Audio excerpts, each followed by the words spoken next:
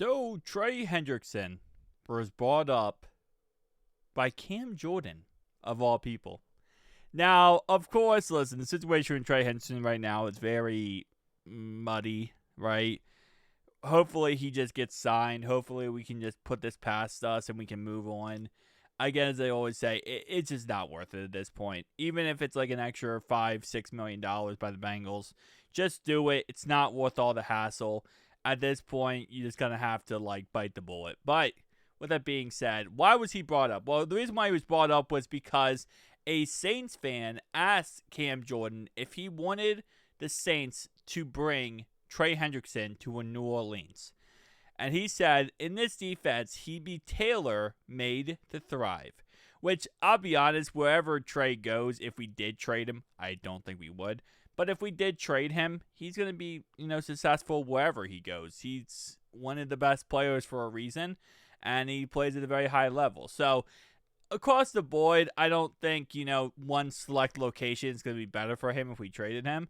Now, the Saints are a weird team because of the fact that they have this, salary cap purgatory every year, I would say. Now, they did just have Derek Carr retire, which obviously does, kind of throw a monkey wrench into things because right now his contract is looking insane, but his contract's going to be taken off the books because he retired. And thankfully, there was Reddit, which we're using Reddit now, boys. This is what a Reddit user said about the idea when a player retires, what happens to their contract.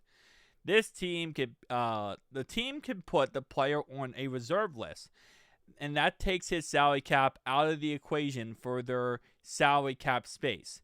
That this hypothetically player still has 2 years left of his contract, so at any point in retirement, he decides to come back. He has to come back for the team that has him on the reserve list and play out the final 2 years. Another team could trade for him if he wanted to, of course, but the player does not become a free agent by retiring. As for he earns the money while retired or not depends. Most of the time, the answer is no, but occasionally some players have clauses in their contract that gives them some money in retirement. And also, I think when Andrew Luck retired, the Colts actually just paid him out. So if a team loves you, they can pay you out too. But I know Steve Reno always posts on these videos and always says that why doesn't Trey just retire and then come back next year as a free agent? And this is why. Because if you retire, they're going to put you on a reserve list. And then when you come back, you bam, within seconds, you're back on your other contract that you were on. So if Trey retires and said, I'm going to screw over the Bengals, or fluff over the Bengals, they can't do that because then he's just going to have to play the last year on his contract. So he can't retire and get out of his contract. A little side note, this is why also, if you guys remember Megatron, he retired, but the Lions still had his rights, because he was still on the contract when he retired. So he had to recently actually come out and get his, work out a deal with the Lions to get his rights back because they owned it because they had him on the contract still. So it's a mess. But again, like I said, when a player retires, especially out of nowhere, the team really, again, they still have all the rights to you. You're still a player on their team.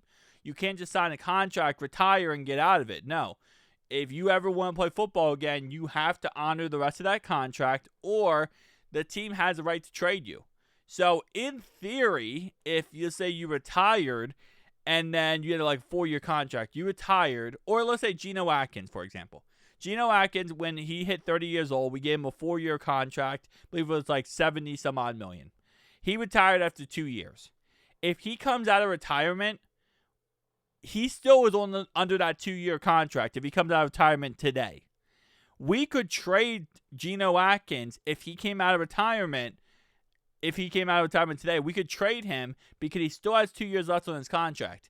So just keep that in mind. At any time, a player could come out of retirement and then the team just either is on the hook for the money or they could trade him. So, yeah, Derek Carr, again, right now it's crazy, but this money is going to be taken off the books because he retired. So right now, they're negative 53.617 million, 110.6, and yeah. So I don't really think they're going to afford him, really. To be honest, like, again, he wants like 35 a year, and my assumption is if he goes to a new team, he's probably going to want more because he'll be a new face in town, and it's not like he's, going to a new team under pretenses that it's all positive. He's going there because of the situation being so toxic. So, I just feel like he's going to want a lot of money. Now, would he be great on their team? Absolutely he would. If we go and look at their squad, their defensive line, they got Chase Young, they got Devon, they got Brian Brees, who's a GOAT, they got Carl Grandison. So, they would have pretty much Chase Young on one side, Trey on the other side, Cam Jordan's a backup. They still got Isaiah Foskey, the second-round pick from 23 draft. So, yeah, their defensive line would be goated.